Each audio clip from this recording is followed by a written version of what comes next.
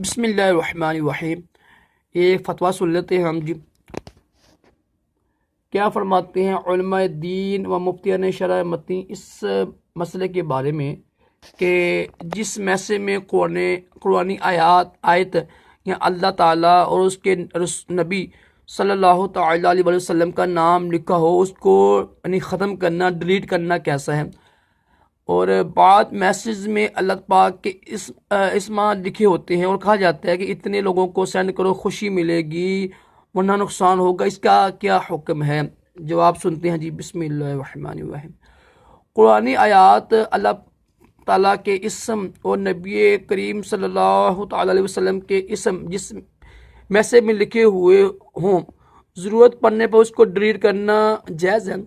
البتہ یہ خیال ہے کہ میسیج میں عموماً روم میں قرآن آیات لکھی جاتی ہیں، یہ لکھنا جائز نہیں، کیونکہ قرآن پاک کو روم میں لکھنا حرام، سخت حرام۔ چنانچہ مفسر شریع حکیم الامت مفتی احمد یار خان نعیمی علیہ رحمۃ اللہ القبی فرماتے ہیں، ہندی یا انگریزی میں رسم الخط میں قرآن لکھنا تو صریح یعنی خلاف سمجھ کے وہ فرق پڑے گا نا، بید بھی ہے۔ اول تو اوپر ذکر کی ہوئی پابندیوں سے خلاف ہے۔ دوم مطلب نہیں فرق نہیں رہتا نا، سین اور صاد میں اور ثا میں، اسی طرح قاف اور کاف میں، زا واقعی فرق نہ ہو سکے۔ مثلا زہر کے معنی ہیں زہر اور زہرا کے معنی ہیں چمکدار یا تر و تازہ۔ اب اگر آپ نے انگریزی میں زہر لکھا تو کیسے معلوم ہوگا کہ یہ زہر ہے یا زہرا؟